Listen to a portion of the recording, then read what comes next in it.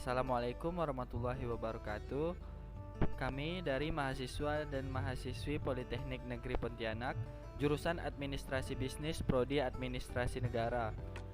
Di sini kami akan memaparkan sebuah materi yang bertema Anggaran Pendapatan Belanja Daerah atau APBD. Kami beranggotakan 5 orang.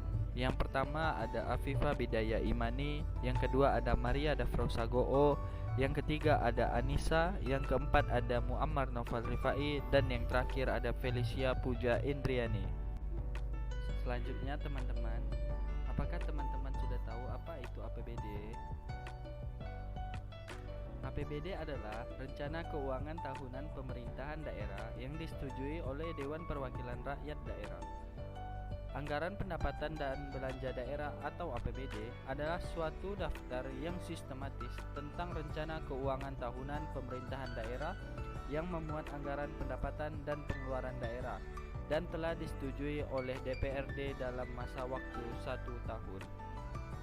Jika teman-teman sudah tahu apa itu APBD, maka kami akan masuk kepada materi pembahasan.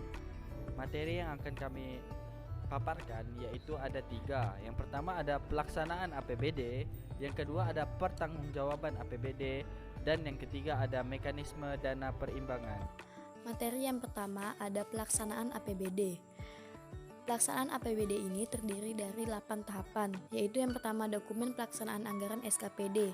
Dokumen pelaksanaan anggaran DPA SKPD adalah dokumen yang digunakan sebagai dasar pelaksanaan anggaran rancangan DPA berisi sasaran tersebut, rencana penarikan dana tiap-tiap SKPD, serta pendapatan yang diperkirakan.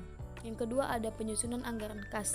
Kepala SKPD menyusun rancangan anggaran kas berdasarkan rancangan DPA SKPD dan menyerahkan rancangan anggaran kas SKPD kepada PPKD selaku BUD bersamaan dengan rancangan DPA SKPD paling lambat 6 hari kerja setelah adanya pemberitahuan. Yang ketiga ada surat penyediaan dana. SPD dibuat oleh BUD dalam rangka manajemen kas daerah. SPD digunakan untuk menyediakan dan bagi tiap-tiap SKPD dalam periode waktu tertentu. Informasi dalam SPD menunjukkan secara jelas alokasi tiap kegiatan, tetapi tidak harus dibuat SPD untuk setiap kegiatan secara tersendiri. Yang keempat adalah surat permintaan pembayaran. SPD atau dokumen lain yang dipersamakan dengan SPD. Bendahara pengeluaran mengajukan SPP ke pengguna anggaran atau kuasa pengguna anggaran melalui pejabat penata usahaan keuangan SKPD. SPP diajukan dengan SPD sebagai dasar jumlah yang diminta untuk dibayarkan kepada SKPD. Yang kelima, surat perintah membayar. Penerbitan SPM adalah otoritas pejabat pengguna anggaran atau PPA. Dengan demikian, tanda tangan dokumen SPM dilakukan oleh penggunaan anggaran bersangkutan sebagai sebuah pernyataan penggunaan anggaran di lingkup SKPD-nya. Waktu pelaksanaan penerbitan SPM: A. Diterbitkan paling lambat 2 hari sejak SPP diterima. B. Apabila ditolak, dikembalikan paling lambat 1 hari sejak SPP diterima. Yang keenam ada surat perintah pencairan dana. SP2D adalah surat yang dipergunakan untuk mencairkan dana melalui bank yang ditunjuk setelah SPM diterima oleh BUD. SP2D dapat diterbitkan jika A. Pengeluaran yang diminta tidak melebihi panggu anggaran yang tersedia. B. Didukung dengan kelengkapan dokumen sesuai peraturan perundangan. Waktu pelaksanaan penerbitan SP2D yaitu diterbitkan paling lambat 2 hari sejak SPM diterima. Apabila ditolak, dikembalikan paling lambat 1 hari sejak diterima SPM. Yang ketujuh ada pelaksanaan belanja. Pengeluaran sebagai dasar bendahara pengeluaran untuk membuat SPJ bendahara berdasarkan dokumen yang diberikan oleh PPTK. Mencatat pelaksanaan belanja dalam 1. Buku kas umum pengeluaran. 2. Buku pembantu pengeluaran perincian objek. Ketiga, buku pembantu kas tunai. Keempat, buku pembantu simpanan atau bank. Kelima, buku pembantu panjar. Dan yang keenam ada buku pembantu pajak. Yang kedelapan, surat pertanggungjawaban pengeluaran. Dalam mempertanggungjawabkan pengelolaan UP, dokumen laporan pertanggungjawaban yang disampaikan mencakup 1. Buku kas umum pengeluaran.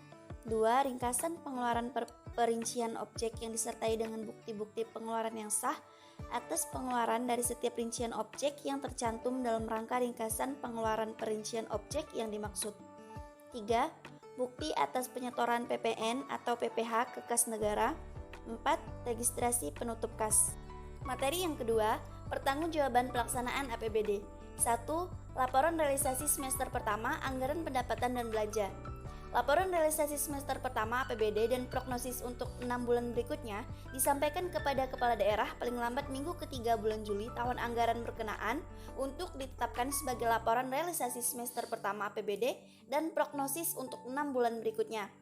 Laporan realisasi semester pertama APBD dan prognosis untuk 6 bulan berikutnya disampaikan kepada DPRD paling lambat akhir bulan Juli tahun anggaran berkenaan. Kedua, laporan tahunan. PPKD menyusun laporan keuangan pemerintah daerah dengan cara menggabungkan laporan-laporan keuangan SKPD paling lambat 3 bulan setelah berakhirnya tahun anggaran berkenaan. Laporan keuangan pemerintah daerah disampaikan kepada Kepala Daerah melalui Sekretaris Daerah selaku Koordinator Pengelolaan Keuangan Daerah dalam rangka memenuhi pertanggungjawaban pelaksanaan APBD. Laporan keuangan ini terdiri dari laporan realisasi anggaran neraca, laporan arus kas, dan catatan atas laporan keuangan. Yang ketiga, penetapan Raperda Pertanggungjawaban Pelaksanaan APBD. Agenda pembahasan rancangan peraturan daerah tentang pertanggungjawaban pelaksanaan APBD ditentukan oleh DPRD. Persetujuan bersama terhadap rancangan peraturan daerah tentang pertanggungjawaban pelaksanaan APBD oleh DPRD paling lama satu bulan terhitung sejak rancangan peraturan daerah diterima. Laporan keuangan pemerintah daerah wajib dipublikasikan. Laporan keuangan pemerintah daerah adalah laporan keuangan yang telah diaudit oleh BPK dan telah diundangkan dalam lembaran daerah. Materi ketiga, mekanisme dana perimbangan. Tabel mekanisme dana perimbangan. APBN. Yang pertama, penerimaan dalam negeri dan hibah. A. Pendapatan pajak. B. Pendapatan buku pajak atau SDA. Yang kedua, belanja negara. A. Belanja pusat. B. Belanja daerah atau bagi hasil DAU dan DAK. Keseimbangan, surplus, pembiayaan dalam negeri. APBD. 1. Penerimaan daerah. A. PAD. B. Dana perimbangan bagi hasil DAU dan DAK. 2. Lain-lain pendapatan daerah yang sah. 3. Belanja daerah yang A. Rutin. B. Pembangunan, surplus atau defisit. Kemudian pembiayaan. Dana bagi hasil. Dana bagi hasil atau DBH adalah dana yang bersumber dari pendapatan APBN yang dialokasikan kepada daerah dengan angka presentasi tertentu.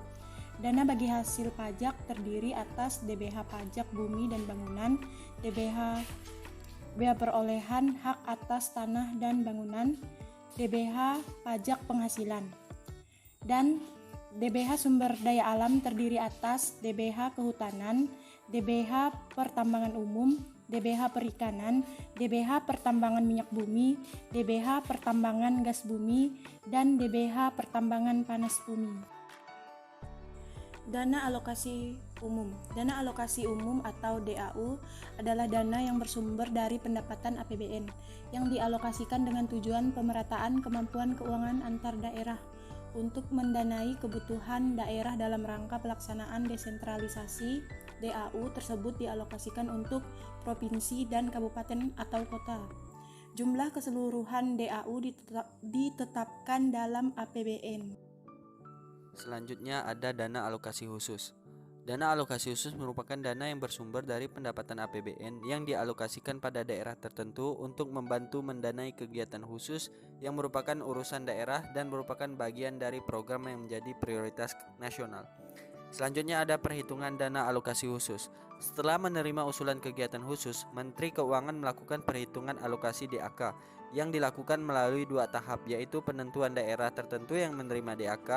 Daerah tersebut harus memenuhi kriteria umum, kriteria khusus, kriteria teknis penentuan besaran alokasi DAK masing-masing daerah yang ditentukan dengan perhitungan indeks berdasarkan kriteria umum, kriteria khusus, dan kriteria teknis.